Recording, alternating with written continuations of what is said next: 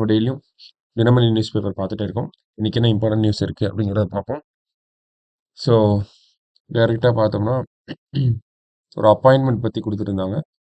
என்ன அப்பாயின்மெண்ட் அப்படின்னு பார்த்தோம்னா குரோஷியாவுக்கான தூதராக அருண் கோயல் நியமனம் அப்படின்னு சொல்லியிருக்காங்க. குரோஷியா அப்படிங்கிற நாடு நமக்கு ஐரோப்பிய கண்டத்தில் இருக்கக்கூடிய ஒரு நாடு, யூரோப்பியன் கான்டினென்ட்ல இருக்கக்கூடிய ஒரு நாடு. ஓகேங்களா? குரோஷியா அதனுடைய தூதர் அம்பாசிடரா யார் அப்பாயிண்ட் பண்ணியிருக்காங்க? அருண் கோயல். முன்னால 2022ஆம் ஆண்டு தேர்தல் ஆணையராக இருந்திருப்பாரு. இந்த வருஷம் பதவியை ராஜினாமா பண்ணியிருப்பாரு. சமீபத்தில் இவருக்கு குரோஷியாவுக்கான தூதர் அப்படிங்கிற ஒரு பதவி வழங்கப்பட்டிருக்கு. சரிங்களா? அடுத்ததா பார்த்தோம்னா நீதிமன்றத்துல நிலுவையில் இருக்கக்கூடிய வழக்குகளை பத்தி ஒரு செய்தி வந்திருக்கு. ஓகேங்களா?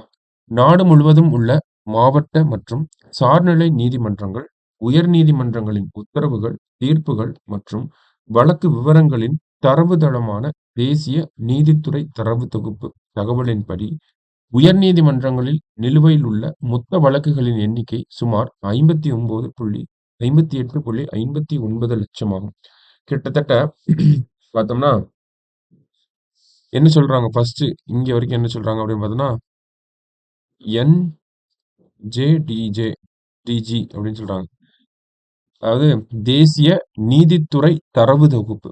ஓகேங்களா? நேஷனல் ஜுடிஷியல் டேட்டா கிரிட் அப்படின்னு சொல்றோம் இங்கிலீஷ்ல. ஓகேங்களா? இப்போ இதோட ஃபுல் ஃபார்மை கேட்கலாம். National judicial data grid. ஓகேவா? So NJDG national judicial data grid.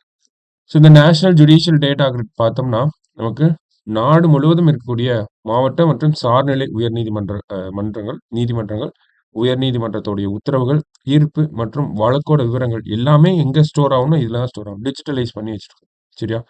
So அதிலிருந்து எடுக்கப்பட்ட தரவுகளின் படி பார்க்குறப்ப இந்தியாவில் இருக்கக்கூடிய நிலுவையில் உள்ள வழக்குகளின் எண்ணிக்கை அப்படிங்கிறது 58.59 லட்சமாக இருக்கு.